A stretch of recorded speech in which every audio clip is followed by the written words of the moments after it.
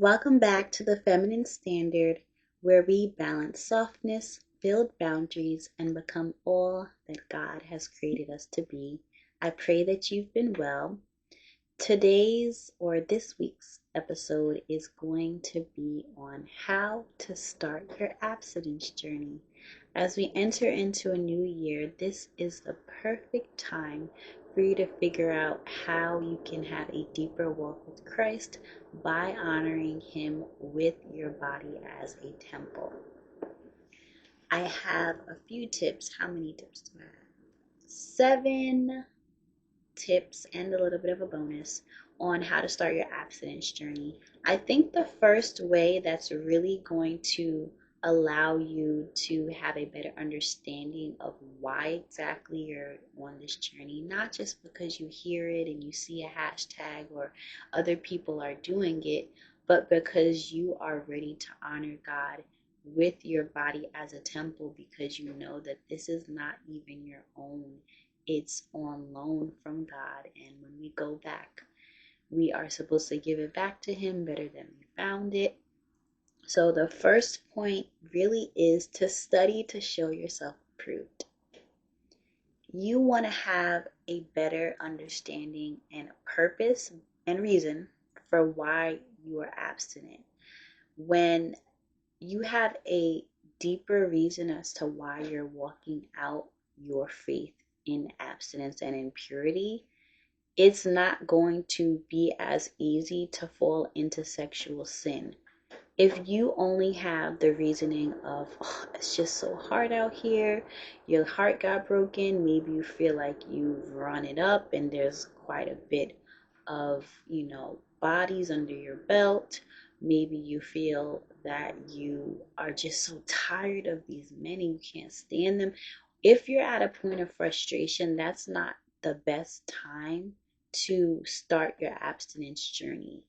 It would be better to first study before you even make the commitment to God. Yes, this is something you should be doing, but before you make a vow to God, make sure you can keep it. You never want to make a vow and then break it.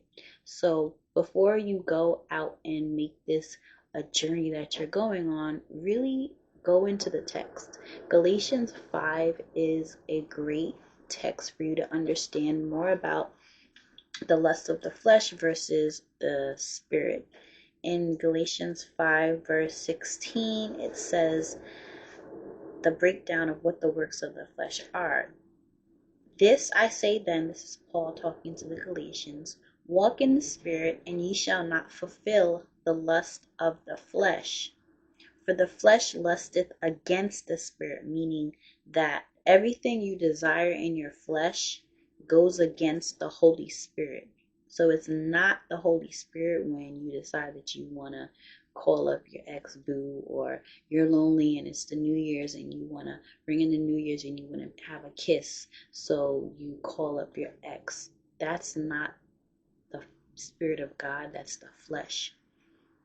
And it goes against the spirit, and the Holy Spirit is against the flesh. That means they're always contrary to one another, so that they cannot do the things that ye would, meaning that the Holy Spirit is not going to do what the flesh would tell you to do, and the flesh doesn't want to do what the Holy Spirit is calling you higher to do.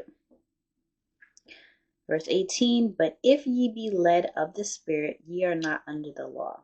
Now the works of the flesh are manifest, which are these: adultery, fornication, uncleanness, lasciviousness, idolatry, witchcraft, hatred, variance, emulations, wrath, strife, seditions, heresies, envyings, murders, drunkenness, revelling, and such like, of the which I tell you before, as I have also told you in time past, that they which do such things shall not inherit the kingdom of God. So now, not only do you know that it goes against the Holy Spirit, but it also is not going to allow you to have salvation if you're operating in these sins. Having this deeper understanding allows you to have a purpose bigger than yourself as to why you're doing it. It's going to be a better foundation than a fleeting emotion of being frustrated with the dating scene, being angry with your ex-boyfriend, or wanting to just be like everyone else who is in the Christian community and space and who's doing it, or maybe some podcaster that's saying that since she stopped doing it, she got men to do better dates or take her out on trips and just to get a benefit. Instead, now you have a deeper reasoning. You understand why it goes against God's laws. And in other texts, it tells us that it's you hating yourself because it's the only sin you commit against yourself when you're in sexual immorality. Number two is call a thing a thing. Call sexual sin and sexual immorality what it is. It's disgusting. It's binding you up. It's bondage. It is not healthy and it's not good and it's not worth it. When you start to see it as the way that God sees it, it will allow you to truly be free. It will allow you to no longer choose it because it's not just like, he's so cute, he's so fine, he keeps calling me. It's not coming from that fleshly place. Now you've kind of given yourself a higher understanding and a higher reasoning. Yes, your flesh is still going to do what it does, but you're no longer calling it just a mistake or a slip up. Now you're saying, you know what? That's an entire soul tie. That's a blood covenant. That's me tying myself to someone who's not my husband, now delaying my process to being prepared to be a wife for the man that God has for me. See it for what it is. Call it out so that you're no longer making substitutes for it or just trying to make excuses for yourself as to why you haven't beaten this thing and stop doing this. The third point is to really make the decision. Make the decision and stick to it. Renew your mind about what it means to make a commitment to God. If you've made the decision, you've decided like this is what I'm doing, I'm not accepting anything else, you're not going to then have to keep pressing reset and restart after every 3 to 6 or 5 months because you're going to have decided that this is what I'm doing. It doesn't matter how good someone looks. It doesn't matter how great the date was. It doesn't matter how I heard of another couple and they said, well, they did it, but then they got married right after and it just fixed everything. It doesn't matter what anyone else is doing. You've made the decision to commit to abstinence, and that's what you're going to do. Renew your mind. Ask God to give you the mind of Christ so that you can start to operate in the way that He would in every different situation. If it's fleeing fornication, then you knowing that, okay, I'm not going to sit in a car and talk to that ex who, in the past things have happened in the car.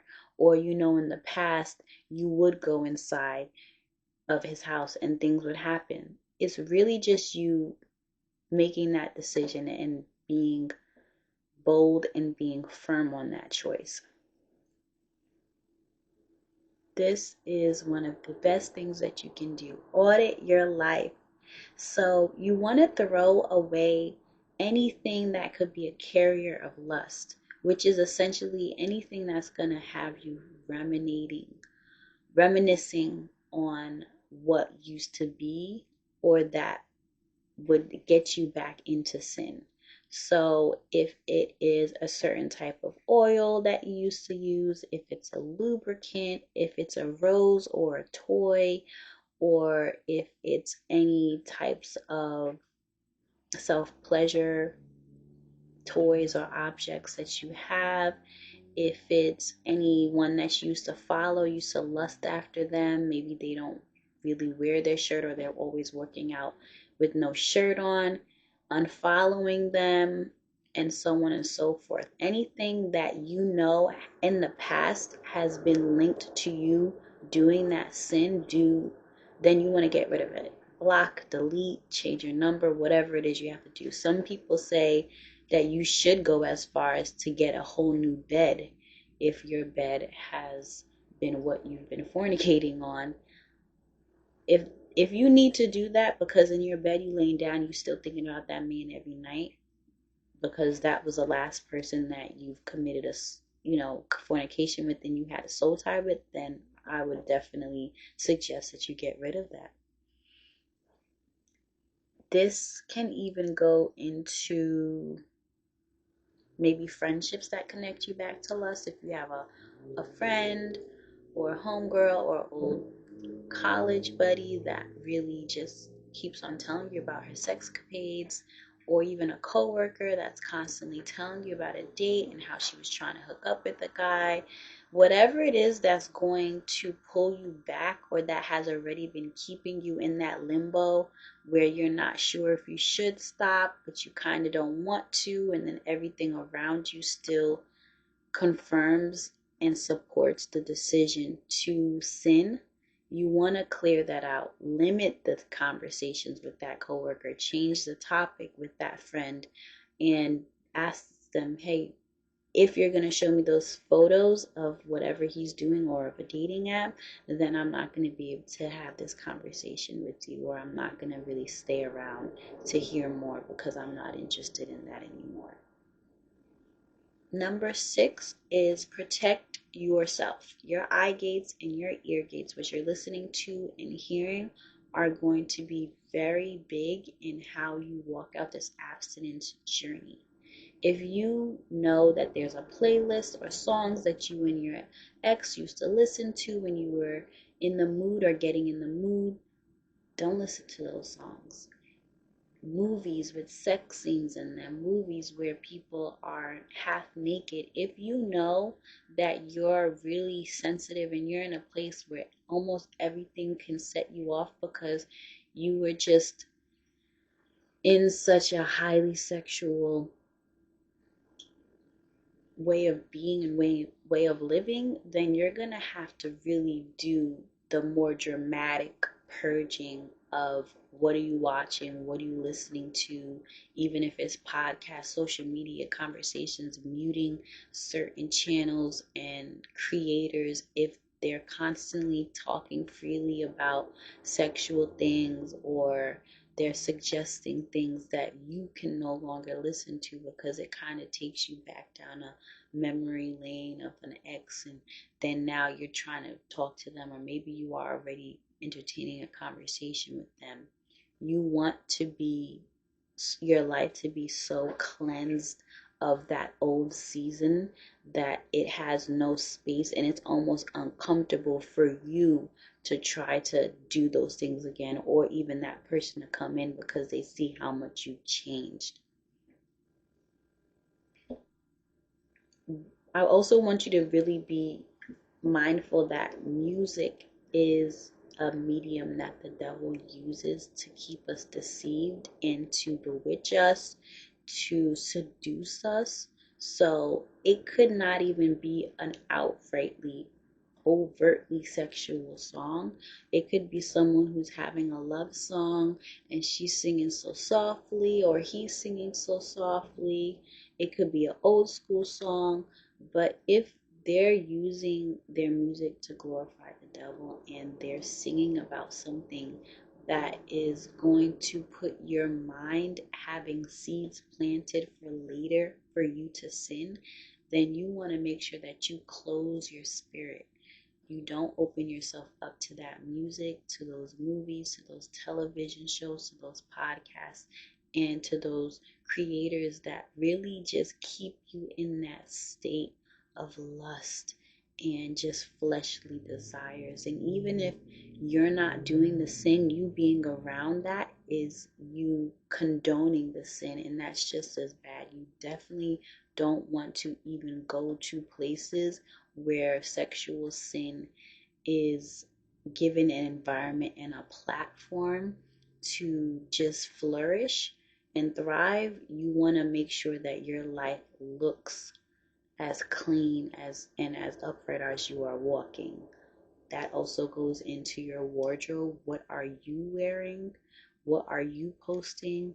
Do an audit of your social media accounts, going through what you've been talking about on your platforms, who you've been speaking, any DM messages, and what is it that you want to present to the world. If you want to present purity, then it can't just be that someone has to ask you if you're abstinent, that they find out. They should see it in the way that you walk, the way that you hold yourself, the way that you dress. You don't have to dress like a grandma from the 1950s. You can dress fashionably and stylish and dress for your body type, but you do want to still be very modest and covered up, especially if you were living in the extreme, more party girl with a lot of cleavage out and your really short skirts and just showing off a lot of skin.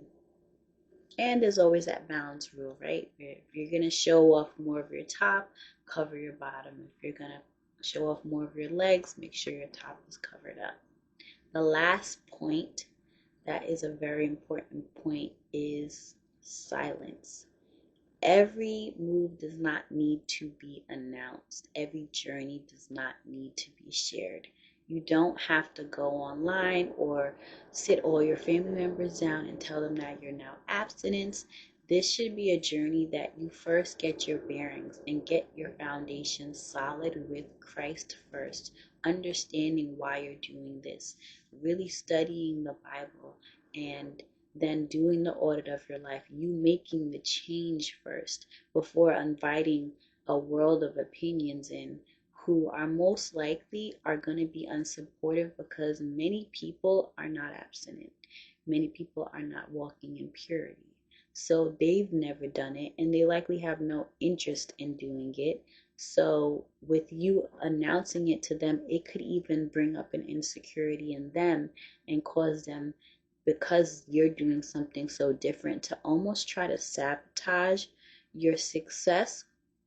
So if you have someone trusted that can be an accountability, I definitely recommend that. That could be a small group at your church. That can be a women's group. It could be whoever you're serving with that church, or whoever your close friends are that you know are filled with the Holy Spirit and are walking upright, and they too are abstinent, but maybe you're just newer to the faith, or you're newer to walking out uprightly and honoring God with your body, even if you've been in the faith. You want to make sure you do have an accountability buddy and someone to confide in outside of the Holy Spirit and God, but you want to, even more importantly, make sure that you're not broadcasting this out so that there's going to be extra attacks on your purity and abstinence journey. If you watch to the end of this video, leave an orange heart in the comments. Like, comment, subscribe, and share. Let me know what else you'd like to see from my platform. I want to uplift and encourage you to really press in and to use etiquette, refinement, and femininity to make your life amazing and to live your most fulfilled and favorite life. Until next time, bye-bye.